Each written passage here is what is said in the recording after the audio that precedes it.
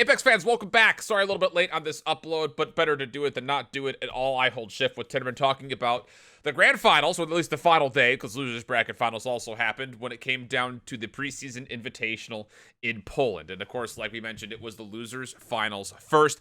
And well, it was a very interesting losers finals as we had, again, this is our top 30 teams. You win, or rather you get into the grand finals, you're in the money. You don't get in, and your chances of that money goes out the door, and maybe some question marks as far as your roster goes. And this was a very entertaining losers bracket final, 4 rounds, Tinnerman, and at the end of it, well, it would be eventually Rogue on top. But how about the Koreans showing up with Wyvern and MVP all putting up incredible kill numbers?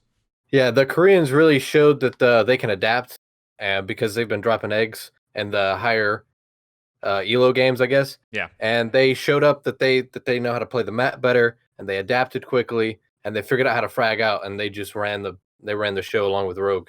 This was the first time, I think, when we looked at both Wyvern and MVP, when it came down to knowing when they had a power spike in their gear and when to push a fight. Like, we saw so many different times where the middle of the road NA or EU teams were like, they would get like an armor break, or they would get someone down to flesh numbers when it came down to their damage, or a good arc star or a good grenade, and they would just not push it. They would just sit there and use shield cells and get themselves back to full HP, which means, of course, your opponents are doing the exact same thing. Wyvern and MVP, they didn't do that at all. They said as soon as they hit an arc star, as soon as an armor was broken, they full flooded, and it paid off. Again, there was nobody even close to the kill numbers that both Korean teams pulled. And I was excited to see that kind of transition, again, in this caliber of a round.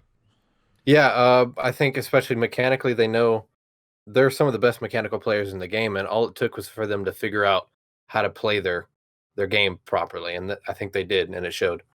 On the other side of things, though, as far as teams that didn't get in, G2 would get there by a point. Na'Vi as well, only there by a point. It would be big teams like Windstrike, Complexity, Reciprocity, all squads that we were looking at that would all miss out. And maybe a little bit of unfortunate situation for Reciprocity. Snipe Down did get DC'd in that final game, so they had to play it abbreviated. But, what were your kind of final takeaways for really all three of those squads, most specifically Complexity and Reciprocity?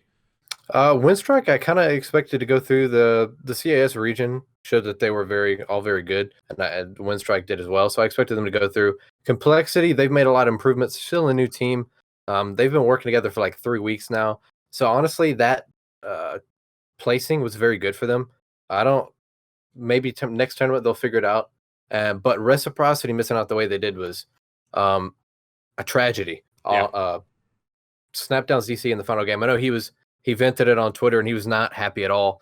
And he said this is, out of all of his tournaments, this is the worst ruling he's ever had. And honestly, I kind of agree. It was a pretty unfortunate circumstance, especially considering how close they were to qualifying. Yeah.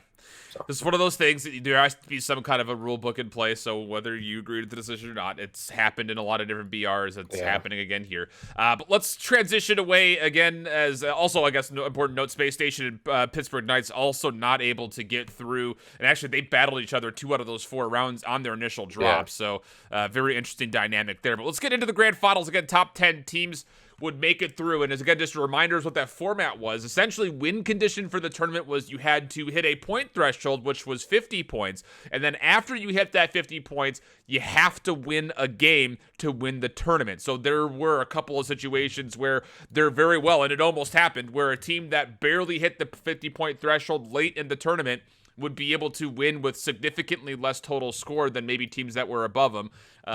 We'll talk more about that in future episodes and future discussions. But regardless, let's talk about what actually went down.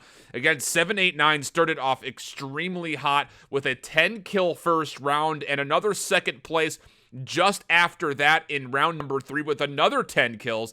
Extremely good looks for them. And Rogue as well, also kind of riding their momentum from their losers finals, looking really solid in their first few games as they finished with a 2nd and a 4th in the first 2 rounds.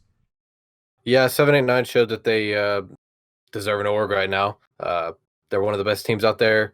Kasanya's probably the best player in the world after what he showed. And Rogue, they started off very hot and winners in the grand finals, but I think, as we see, they drop off pretty far.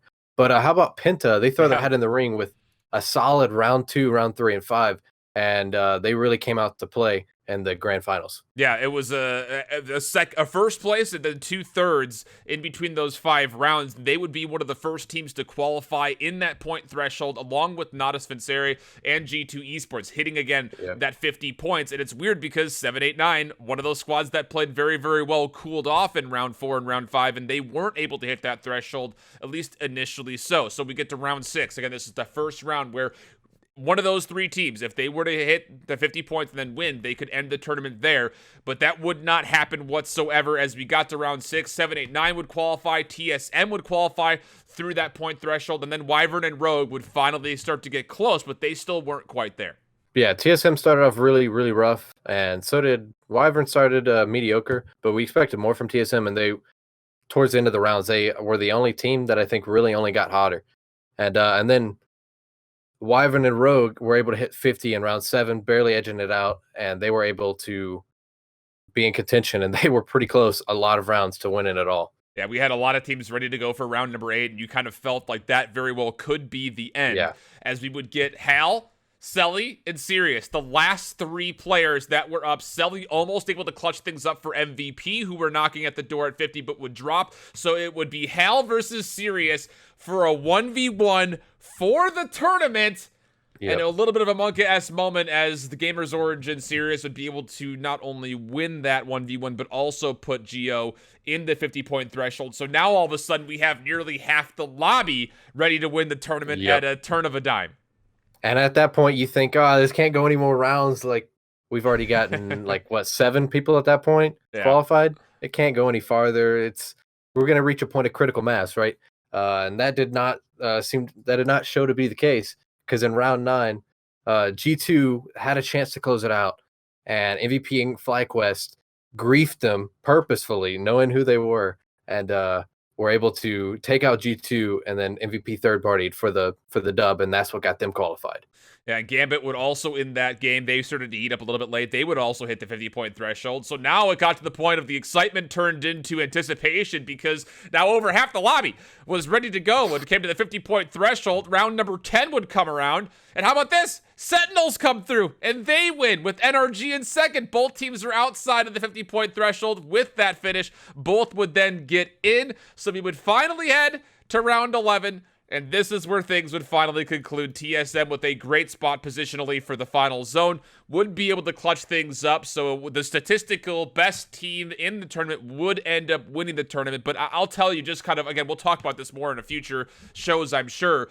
There was potential there for a moment with a team like MVP, who was close to qualifying. Same situation with Gamers Origin, who were not statistically score-wise the best teams of the group, almost were able to win completely in that last round. And I think that would have caused maybe a little bit of controversy as far as, did the best team actually win the tournament, or was the format kind of pandering to a more exciting viewer experience rather than maybe a fair competitive one? I'm not really sure how I feel about it personally. I have a lot of thoughts on it. I think that the viewing experience was very exciting, but I think it also came at the cost of player exhaustion, because this was about a 6.5-hour affair just to get this done.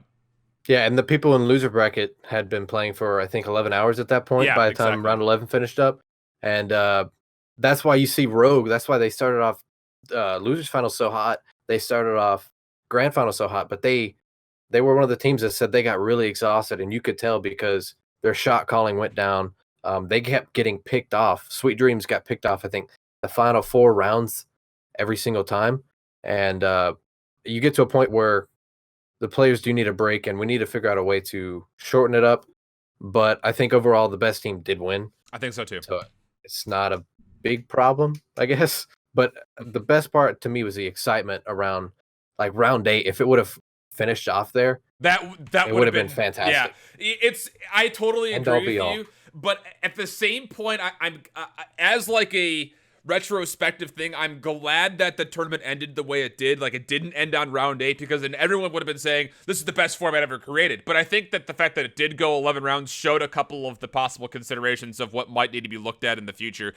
So that's just kind of is what it is. We'll talk about that more, I'm sure, in future videos. But speaking of best teams that are out there, went through and did a 1 to 80 overall rankings. This is, again, based on which round each team finished at or got eliminated in. So you couldn't have a team that was statistically better but finished in losers round 2, they will have to be down there in the 60th spot. But it's mostly still based on statistical averages. Again, you mentioned it, best team in the game ended up finishing as the number 1 team, TSM up top, but 7-8-9, they finished 5th in the tournament in grand finals, but they had the second best showing, I think, as a whole, considering their placement during grand finals. Yeah, for an orgless team, I know they brought more money from that, but overall, they showed that they can compete. No names or not, now they are not no names, but they showed that they can compete with the best. And then Na'Vi also had a solid finals, but sat middle of the pack for the rest of the tourney. But they showed out because honestly, wrote, so they did a lot better than I expected. You know, I want to kind of point out, you said Na'Vi, again, in 9th, they did not have the best showings early, but Team Secret also did not have the best showings in the 23rd spot, but not a bad finish at all, considering the fact that they had a last-minute filler and they're missing what a lot of people would consider to be one of the better players in the game, period. Yeah, one of the better callers especially, and I think if you give Team Secret another 2 weeks to practice that filler, they can make it into grand finals. 100%. Because they started really picking it up towards the end. Exactly. That's exactly what I was about to say. 25th spot, we got Complexity again. Kind of 2 disappointing tournaments in a row, but like you mentioned, a little bit of a role swap as far as who's the Slayer and the IGL, as far as who's calling and things like that. So a little bit of things to work on. But I also want to point out in the 38th spot, Sinisters, the all-Argentinian team, would finish at the top of the South American region, which is, you know, big kudos. They had a couple of really great games in there. Really showed up for the South American region. Yeah, the South American region, some of them were towards the bottom, and then luckily Sinisters was able to redeem the region and showed that some of them can play, or a couple of teams can play some really good Apex. And then you go to the 40th spots to say Team Liquid sat exactly right next to each other, 43rd and 44th place. Definitely a disappointment there after, again, a lot of high hopes were there for not only the blue squad, but the white squad also showing up as well. A little bit of a disappointment there. And, well, at 49th spot, this is an interesting one, too, because you take a look at who's down in that ballpark, and you're dealing with Gen G, who now statistically, based on their positionings, have had the 2 worst invitational finishes of any team that's been at both the X Games and here in Poland, which is definitely kind of showing signs that there might need to be a change. Yeah, Gen G, it shows that they don't really play the game as much as they should. I think they're kind of just collecting a check right now. Yeah. Not to try and be controversial, but that's what it looks like. And But Tempo Storm, after their great finish at the Invitational, they placed 54th overall and went out, I think, in losers round 2. They weren't able to pick it up. Yeah, Kurt's team as well, 56th spot. Again, the whole controversy of what happened with the T1 brand. A lot of hope going for Kurt, Zerg, and the gang, and they weren't quite able to get things done this time as well. Yeah. And then to finish things off, Atletico and Nagano. This was not the tournament for them after they had, a little bit of eyebrows raised at them after their performance from the X Games. I think they finished probably below expectations, but at the same point, I don't think we really expected either of those teams to really show up and finish top 40, but sitting in 70th and 72nd is not where you wanted to be for either of those orgs. Yeah, well, in Nagano's defense, they did have their, I guess, star player out for the tournament because he couldn't go because of his parents wouldn't let him or something like that. But maybe they'll get it next time. But yeah, it was definitely disappointment considering they made it to EXP Invitational. And then taking a look at your overall top performances, again, these are all based on statistical averages. So you're looking at TSM, again, the top statistical performer up top, 789. Still the biggest surprise, super consistent all the way through. Korea showing up with Wyvern and MVP in 4th and 11th. And again, Fnatic EU, honestly, just barely missing out and getting to that losers finals. And based on the momentum that they were able to find in that losers day on Saturday, I really thought that they were going to be able to get their way through and then show up back again on Sunday, not able to get things done. But you take a look at some of these highlight statistics. Misfits with both the highest round score with 32 total points. That happening in Group D during round number 1 as well. Of course, highest kill round was 20, also held by Misfits in the same round. TSM, though, most deadly team out here, averaging 5.95 kills per drop. And then Gamers Origin, on the final day, actually, were able to take best finisher away from 789, a 6.15 or 6th place average finish for them. Not bad whatsoever. And then not listed here, the 3-way tie for Apex Predator between Claws and 9 Impulse for Navi and Selly for Wyvern. We learned a lot about so many different orgs and so many different players throughout this tournament, including as far as how the tournaments are going to be ran. General reactions for me, at least, was this was a very fun event. Yeah, overall, it was a great event to watch. I really liked the format. Overall, I liked the losers bracket. The best thing was that we got to see a lot of teams that otherwise would have gotten written off come out and show up. Wyvern probably wouldn't have made it without 80 teams. You know, teams like 789 definitely would have made it because nobody knew who they were. And which also goes to show that a lot of regions got to show themselves off. Korea, especially, they did great on Grand Finals Day.